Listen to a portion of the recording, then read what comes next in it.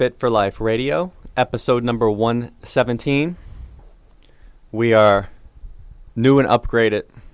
The podcasts have been a little shaky, a little hazy, and we realized we needed a new auxiliary cord. Past the aux. So it should be crisp today. Clean. Crisp and clean. We prioritized our audio quality. What was I trying to combine there? I don't know, man. Audio and radio. I don't know.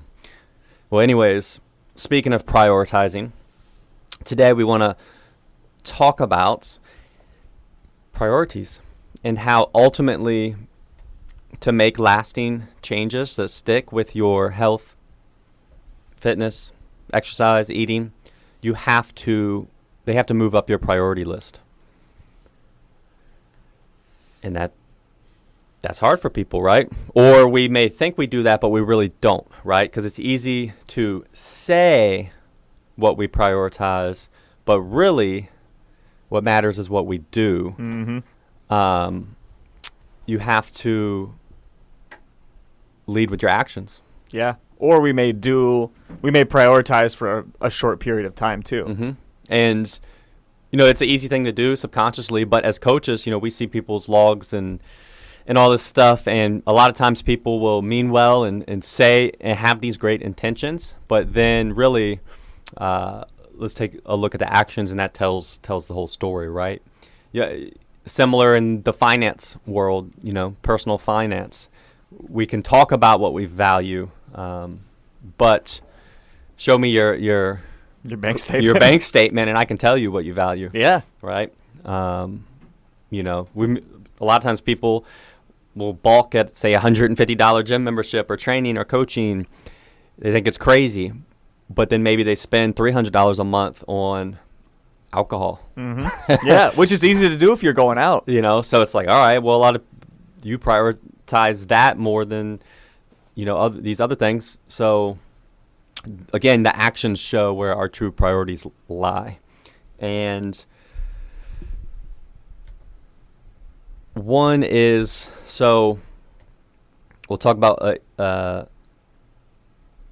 tough one, which is eating better, which a key habit ultimately eventually becomes preparing our own food. Yeah, you have to get to that in some fashion. We can kind of make better choices when we're out to eat, but eating out at restaurants is always going to be tough. Now eating actually maybe even a little more streamlined stuff like fast food places or packaged foods can be better because they're a little more consistent. Yeah. So say you or someone who tracks your calories, you can have a little more accuracy versus just of actual restaurant. Yeah, where actual preparing restaurant. Everything. But separately. even then, you're giving control to these other places. You're also paying a premium for them to do that, right? To provide this service and prepare it and all that. So ultimately, when you talk about overcoming roadblocks and obstacles for eating better, like money, a lot of people say healthy eating is expensive and time consuming, but the reality is going to a restaurant, you have to sit down, you have to drive there, you have to wait for your food. So it has all those roadblocks too, and ultimately if you get to where you're preparing your own food at home, you're in control, you're paying the cheapest you can pay because you're getting to buy food at its kind of grocery base price, and you eventually save time because you're at your house, you can cook ahead of time to where your meals don't actually involve any more cooking because you do it all at once. You can just put it all together, when you want to eat. Now, it does take time and effort. Yeah, and there is a learning curve sometimes, but, once you do that, it gets pretty, like you said, streamlined. Yeah. So how do you get to that point? Well, you have to prioritize it, right? Yeah. And again, look at your actions. And we've talked about this before. Do you get up and scroll social media for 45 minutes in the morning? You're prioritizing that, right? Whereas, why couldn't you throw on, you can throw a bunch of potatoes into a pot, boil them, throw a bunch of meat into the air fryer, let it cook, and in that 45 minutes, you could have made lunch for every day that week. Yeah.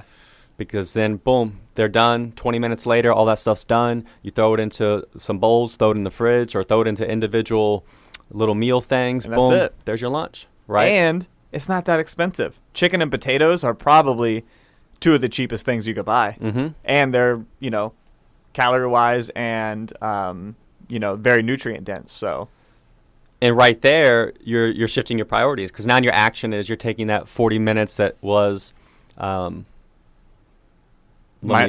scrolling. less scrolling through Instagram, and replacing it with preparing food. Yeah. Bing, bang, boom. And the reality is, once you get you don't want to scroll Instagram while you're cutting the potatoes or dropping them in the boiling water, but once you kind of get everything going, then you can kind of go back to that exactly. if you want to. So even though it may take 20, 30 minutes, the reality is it really only takes like 4 minutes. Yeah, it is. And then there's some cook time, but so that's an example. And a similar thing happens with exercise, right? Except almost on the opposite. People can get very fired up and high priority. Like they over prioritize it. They say, you know what? It's January. I'm going to exercise to do this. I got this P90X video. And I'm going to do it every day. It's 2 hours long. I'm going to do 2 hours every day, 7 days a week. And we go hard, but then the reality is it's just not sustainable. Like we have other life stuff. After a month, that priority doesn't look so good to you because it's like, damn, I got to do this every day. And that's where we overshoot it, instead of, 2 or 3 days a week starting out, which is easier to manage over time. And the mistake is you prioritized it for a short-term time frame.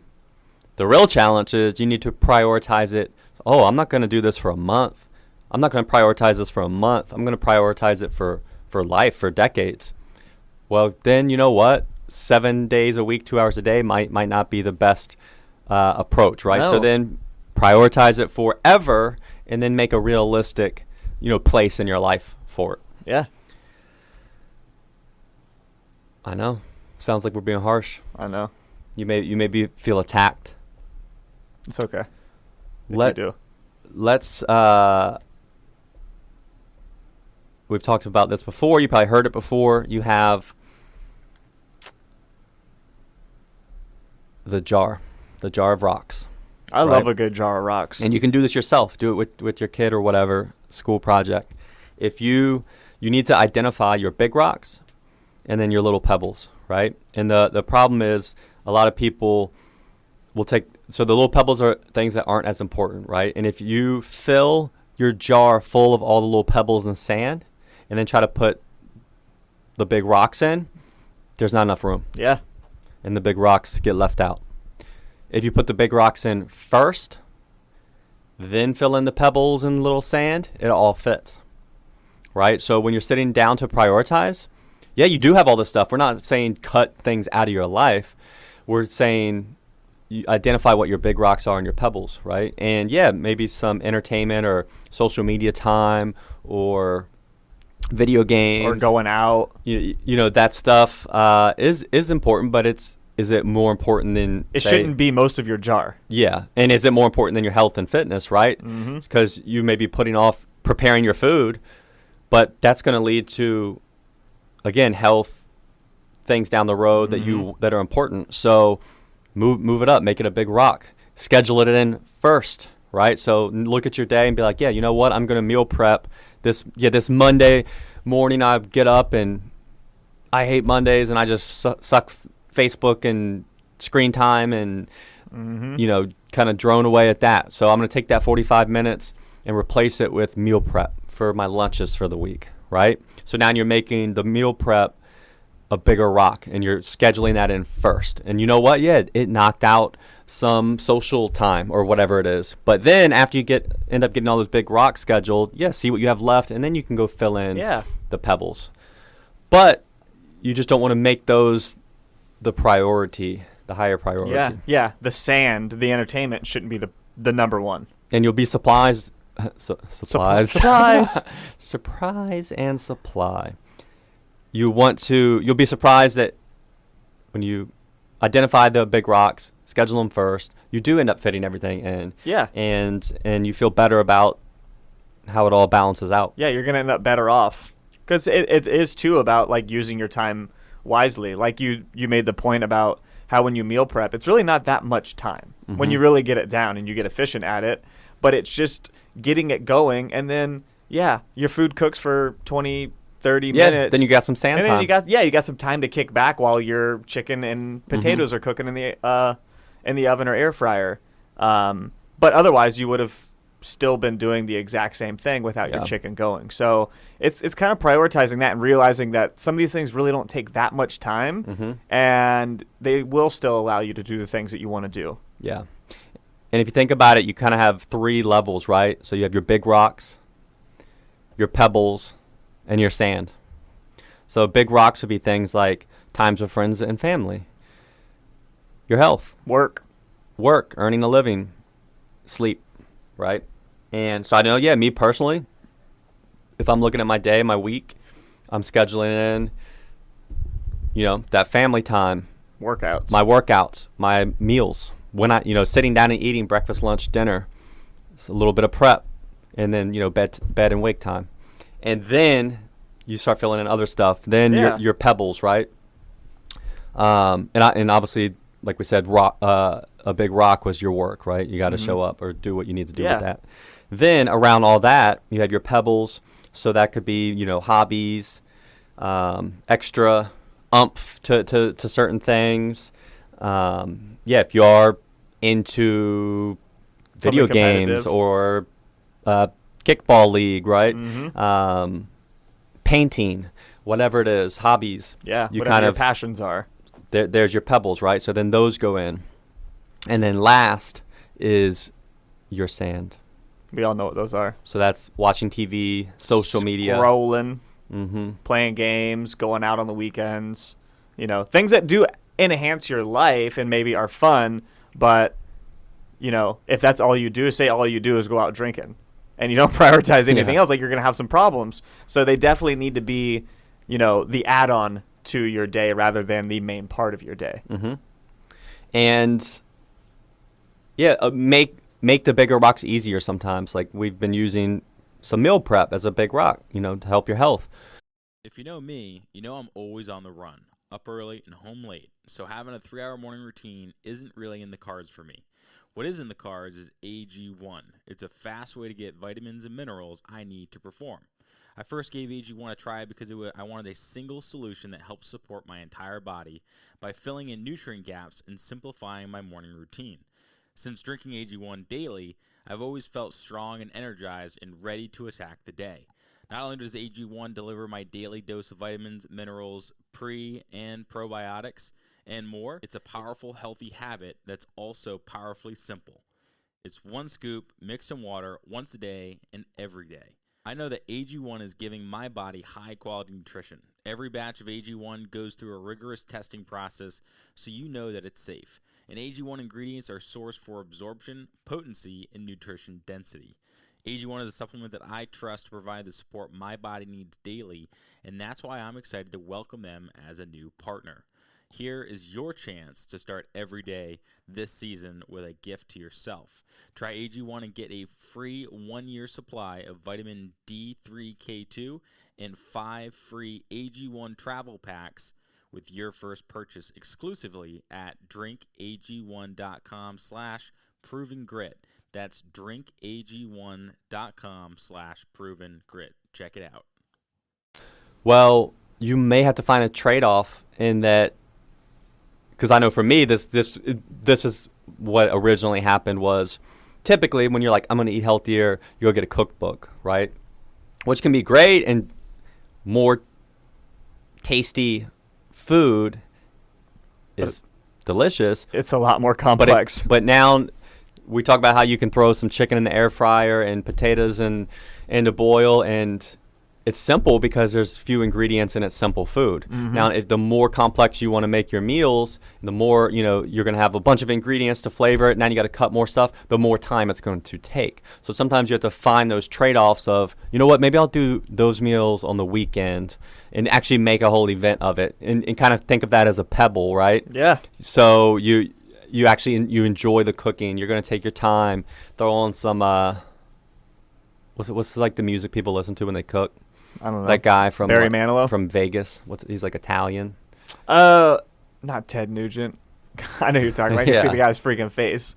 Oh man. Anyways, Well, yeah, you're cooking music, and yeah, it's actually a whole activity. But be okay with more basic stuff, so you have less cooking time, but understanding that that's going to win out over always just resorting to restaurants and fast food. That's how we usually frame our week. Like during the week, it's easy stuff, right? Crock pot chicken. We'll do ground turkey. We have a cup like stir fry, but that's real easy for us to make. And then usually Saturday we'll find a new recipe and try it because we do enjoy trying new things and cooking. And so that's our trade-off. And then when the Sunday comes around, like we're eating something real basic, and then that's the way our week goes. And and we're fine with it. And two, you'll find some of those recipes can turn into can be simplified very much so like they are easy to maybe prep in advance. And again, a trade-off to like, all right, well, maybe I'll cook this with less oil and take a few things out, but it still tastes good. That's something we routinely do. And then it can become a staple that's simple for you to make. Yeah, and you create systems, right? Mm-hmm. So I watch my wife, who's a teacher, so she's gone from the house all day. And, she develops little systems. So, for example, we'll use to start pretty much all frozen fruit and frozen and canned veggies, right? Because they don't go bad. There's normally no preparation. They're already kind of picked and trimmed and all that. So that right there saves time. Then, she's gone all day. In the morning, while she's making her coffee, she'll make her breakfast and lunch. But it's stuff that basically takes no cooking. So she's settled on, she'll have like cottage cheese with fruit in it and, an apple on the side. Boom. You're just literally throwing all that together. Combine a couple things. Then maybe for dinner time, we'll cook something, cook extra of it. So say it's chicken thighs in the air fryer. We'll cook bigger portions. And then, boom, the extras now is also the lunch the next day. So then in the morning, while I'm putting together my cottage cheese and fruit, there's her breakfast. Then she'll, take the leftover chicken thighs, canned green beans, some sauces, and boom, put that all together. Boom, there's her lunch, right? Yeah. So it's this little system to where she gets 2 meals prepared in like 3 minutes. And again, the food choices and everything you find for yourself, kind of like we talked about with Amanda on last week's podcast. You're personalizing this stuff. But the key is understanding the principles, right? So create little systems, find ways to save time, whether it's frozen and canned foods, preparing meals that don't involve cooking, or when you do cook more at a time so you have enough for future meals. That's a great one. Then you get in a twofer. We do that. Like Whitney usually takes whatever we had for dinner, that'll be her lunch. So it just makes it super easy in the morning to get it all together. Same thing you could look at with the gym and exercise, right? Pack your clothes, pack your gym bag the night before and set it on in your car, whatever, driver's seat, so that there's no excuse and it's kind of staring you in the face and you already have the clothes. Tons of little things like that where you make it easier. You make the big rocks easier. Yeah, and then another one too on the exercise note is for a lot of people, like doing it in the morning makes it a whole lot easier for people because there's just less that could happen, right? After work, there's a million things, right? You could have to work late, you could hit traffic, you could have to pick up your kids, but usually in the morning, most people are gonna have time. Now, it's getting up in the morning isn't always the easiest, but that compromise of realizing, you know what, this helps me do this more often, that's very helpful. Yeah. And also just you have to always be aware and realize things change and there's ebbs and flows. I'll think of myself as an example, and I'm someone who's always worked at a gym, right? But even, since I was 20, 37 now, but as things changed, so you would think, so when I was a trainer at Globo Gym, at Gold's Gym, you have to train really early because clients can only train before work and after work. So you're working really early and really in the evening. So, before I was a trainer, I would go work out. I used to work at a little sports store, so retail hours. So I would go work out in the afternoon.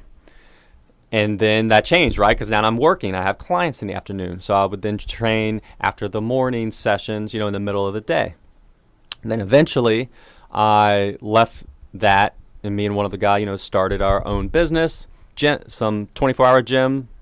And during the day, we would it was 9 to 5. We would get in and we would have to kind of prepare the gym, clean, go do marketing, get out advertisements, do appointments, things like that. And it was typically, we were working. We kind of got in a flow of working from 9 to 5, stop and have lunch in the middle of the day. So now all of a sudden, and there was all this new stress, right? I went from just training people to having to worry about running a business. So all these things. Well, my working out started to fall off because I couldn't really train when I used to. There was change. And I was never at that time used to working out really early or really late. So I eventually, and in the gym I was learning, now that I was one of the owners, like it's my work environment. So it's, now this kind of carries a certain stress with it. And I didn't enjoy my workouts. It would just feel like a chore. So at that time, I also traveled a lot. I had a long commute. It was out in... That was a rough commute, 30-mile commute. And over like tunnels and bridges, right? So an hour both ways each day. So what I did was I got a gym membership and actually, hit you up. And we trained together for a while. At Brute Strength. So I got a gym on my way. That was on my way to work. So when I was leaving where I lived, it was, on the way. And I would go in the morning before anything else could get done, work out, at 6 o'clock. We met up and got it done. And then I would, shower and go into work. Right. So my priorities had to shift. Right. And working out was a priority and enjoying it. So I invested by getting another gym membership, even though I worked at and owned a gym. I moved it to the morning so that it would get done and not as much to compete with my time. And eventually, fast forward, I don't have those gyms anymore. Start my coastal gym. I'm kind of back to training some early in the afternoon, and I end up I'll train in the middle of the day. So that changed again, right? And then. Yeah, and so obviously same thing with food. When I was a trainer, I could cook most of my stuff in the middle of the day because again I was working in the morning, afternoon after I would train. When I was back owning the 24-hour gyms, 9 to 5, I'm there. I'm at this place 30 miles away from home. I would have to pack lunches, right? So I would do way more meal prep on the weekend. So it always changes. Even if you own and work at gyms, you have to make this stuff a priority. You have to find what works for you. Yeah, because it is different. What about you? I mean, that's going to be, working out wise, same thing. Like for me, especially before when I was personal training, when we were working out together a lot, working the mornings and the evenings, it was just, let's find time. And usually middle of the day is when that works. And then now, since I can train pretty consistently in the morning. I work Tuesday morning, but that's not a training day for me. So I just kind of take that as an off day. I get plenty of activity in the morning. Monday, Wednesday, Friday morning, I work out in the morning because I'm not a middle of the day. I don't want to work out at noon or 11. So for me, getting in early, I'm going to be more consistent. I feel way better in my day, so I go ahead and do that. Now, as far as food goes, I have pretty good freedom to make whatever I need to make, right? Like, I can put my breakfast together. I'm at home during lunchtime, so I can make my lunch. I'll usually, if I can, like if I'm working that night, I'll do what I have to prep for dinner, which might be putting chicken in the crock pot, or just kind of setting Whitney up for when she gets home from work to be able to make whatever we're having. And the nights that I'm off, I'll just cook dinner, right? So, with my schedule, I'll make things as easy as I possibly can for all of that. And usually, I'll, make, some beef ahead of time and have that for a few days. I have yogurt and berries like every day. So that's just an easy one. So even when I go to the gym at like 3:30 to work in the morning, like Alexis does, like throwing my yogurt and berries together takes me 1 minute, and then I can just roll out to the gym, have that at some point in the morning, and then I'm still on track, right? So making it as easy as I possibly can instead of like waking up and cooking eggs or something that's a little more labor intensive. Take the easy stuff. Yep. Another thing my wife Alexis does is with her training, during the week she's more stressed from work, and she normally, sometimes she has to coach or stays after and wants to just come home and read. So whereas the weekend she has a lot more time on her hands, more relaxed, enjoys it more. So she works out Saturday, Sunday, goes to the gym Saturday, Sunday, and then only a lot of times one day during Monday through Friday, right? Which seems crazy to most people. Because, on the other days she wants to just come home after work and unwind. And unwind and have more time for that. And, so, again, it's – and again, that falls in line, too, of finding a sustainable thing. What if she had made up her mind, I have to work out 7 days a week? Well, now you just burn out, right? She's already stressed, and now she's stressed about making all of her workouts. And whereas you find a sustainable amount that you prioritize that you can keep doing, through the long run. So, you have to, identify those big rocks, prioritize these things, and then fit them in first and see where they fit and realize that, and some people, they don't want to do nothing on their weekends, and they don't think of physical activity or exercise as something fun or enjoyable, right? Whereas she does and wants to, doesn't mind doing it on the weekends. For some people, that's going to be off limits. Yeah, which is fine. As long as you get in during the week, you're good. So identify your priorities. Again, you got to be ruthless. You got to be honest. You have to be honest with yourself with how you spend your time, I think. Mm-hmm. That's the biggest part of it, which is hard. If you find yourself pulling through Chick-fil-A every day, going out to eat, struggling with some of your goals with body composition, health markers, things like that, and I got to really make these changes with food, and you're like, I'm just not the type of person that cooks or thinks about these things. Well, you have to. You might have to be that person. You don't prioritize it, right? So go do a little look through everything you do and see, hey, am I prioritizing some sand over this big rock? Yeah. Man, let me move these things around, and start there. Yeah. And change is always, uncomfortable and not the easiest, but that's you still have to do it. And I'll say this, especially nowadays, researching, in quotes, is sand. Even if you're researching important things, maybe you're reading about vaccines all day. Maybe you're reading about exercise programs all day. Maybe you're reading about the best diet. Yeah, or something, with work. But the reality is there's so much information, it becomes infotainment, and we're really just numbing ourselves. And don't lull yourself into thinking that all your research and YouTube watching is doing you any good. Is big rocks. Yeah. Because it's not. Agree 100%. So if you want to do it, go for it, but it's sand. Action is a big rock. So if you start counting up, I watch about 5 hours a week of YouTube people talk about the intricacies of eating and exercise. Well, there's all your eating and exercise and meal prepping time. Yeah, that is absolutely all the time that you would need in a week to keep it real simple. So try flip-flopping those. And yeah, just evaluate how you spend your time. Mm-hmm. We've talked about, looking at your time on your phone. That's an easy one. And just do a self-inventory of how you really spend all of your time. Yep. So that is how you can prioritize your health, organize things, get better, knock it out. That's it. We appreciate you listening. Yep. Hopefully you don't hate us. Nah. It's all out of love, man. Come back next week. Swinging. All right. We'll see you. Thanks for listening. As always, thanks for listening, guys. If you want to learn more, check us out at coastalfitnessva.com or garydeagle.com. We'll see you next time.